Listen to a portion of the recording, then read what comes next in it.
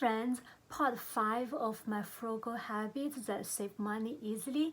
Let's begin. Number 1 is take full advantage of your employer's 401k match. So in the US, 401k is a retirement plan. A lot of employers, companies I worked for example, they would match if you contribute a certain amount of your salary to your retirement account, your company would match a certain amount. This is, friends, like free money. So some companies might have a max of $5,000 or $10,000. Imagine if you go out of the house and you find $5,000 laying on the floor. Would you grab it? Would you be happy? Yes. So this is, your company is giving you $5,000 for free, and if you are not fully utilizing and taking advantage of that, you have to, and start now. All right. Okay, number 2 is 24-hour rule. So almost buying anything, especially on Amazon, is easier because you can just put in your cart. So you need something, you want something, and you find it, you compare the price and everything, and then you put it in your shopping cart. But don't check out right away. Wait for 20 hours, then go back. And then maybe that impulsive, urge is gone. And now you're like, I don't really need this anymore. Oh, I don't feel like I need it as much. And then maybe you delete it from your cart or just let it sit there. This happened to me all the time. I feel like every time I go back to Amazon, I'm deleting things from my shopping cart. Number 3 is to create a spending max each week or each month or each year. For example, if you make $1,000 this week, of course, you don't want to spend this entire $1,000. You want to maybe spend $200 on food and then $200 on transportation. Anyway, you have a max, and then you follow your map. You write down everything you spend, or you can use your phone and computer, and then just be aware what you're buying, how much you're buying, and how you spend in each category, and make sure you don't not exceed those max amount. And this is how you really track your expenses. Otherwise, we just like, oh, I think I'm okay. No, probably not okay. All right. Number 4 is get gifts in advance. If you are still doing gifts in those days, I think America has this culture of just exchanging gifts so much, regardless if people really need it or want it, or they just like buying gifts for everyone all the time, birthdays, anniversaries, and Christmas. I personally don't buy a lot of gifts. I'd rather treat people with experience. Me and my husband, we usually take each other out for a nice dinner. We take families out for a nice dinner. Gifts are just such a waste of money. A lot of people don't really like their gifts. They don't want to return because they feel like it's rude. And the gift cards are kind of meaningless, right? Like I don't really remember like who gave me what gift card, because I just take the gift card and I go spend. So it's not like sentimental, right? So what I do is, if I really want to buy something for that person for some reason, I look around all year long. When I see a good deal, something good quality, something that someone really needs, I would buy it in advance, and I just keep it somewhere in the house. And then when it's the event, I just like, my gift is already there. This will save us like trips, going around the town like crazy trying to find something last minute. And also you probably spend a lot of money. You spend money on gas, first of all. So like for example, this hoodie is such a beautiful quality, beautiful color, so soft. And I know my husband would love it. So when I saw it was on sale for $20, I think it was like an $80 hoodie, and it has like no brand names, no display anywhere. I just got it for $20, and I'm going to give it to him for the next birthday, which is going to be another 11 months later. But hey, hoodies doesn't go out of style, and they're not like trendy items or anything, so I don't need to worry about that.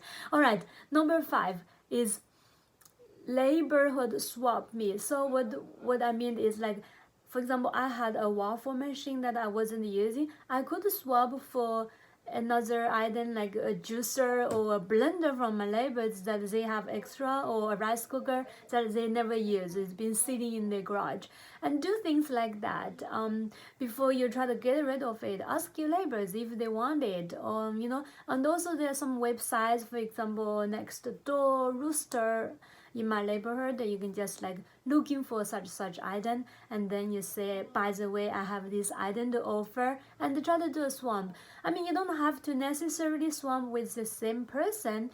It's all in the community. I offer to someone else, and then someone else offer me an item for free, and which is awesome, and is also much more sustainable. It's great for the earth, and let's all do that. Okay, number 6 is eat something before we go to restaurant. A lot of times we go to restaurants, we were starving, we were like saving for it, we skipped lunch, and then we go like thinking of having a big dinner. Restaurants can be so expensive.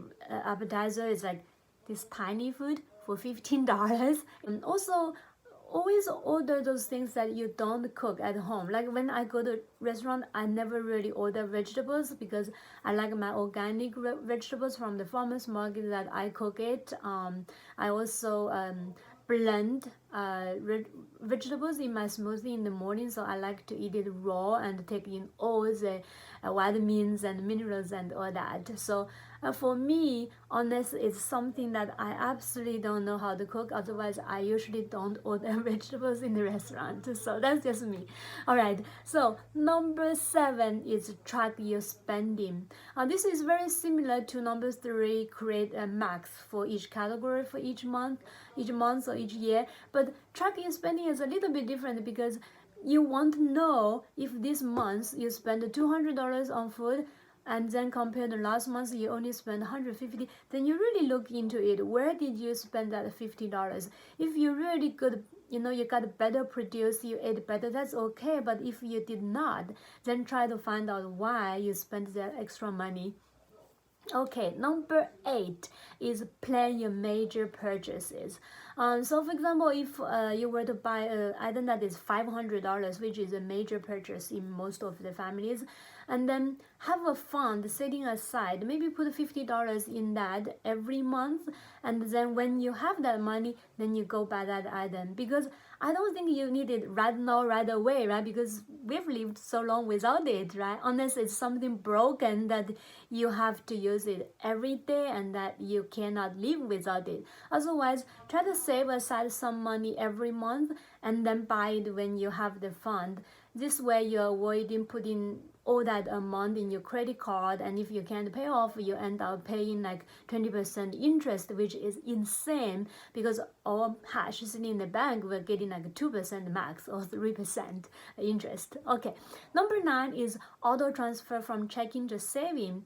So most of the banks, if you have money in your checking account, you are not gaining any interest at all.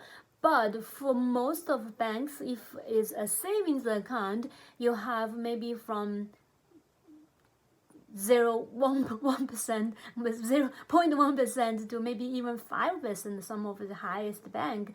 So choose a higher interest bank, and that one we talked about in the last episode.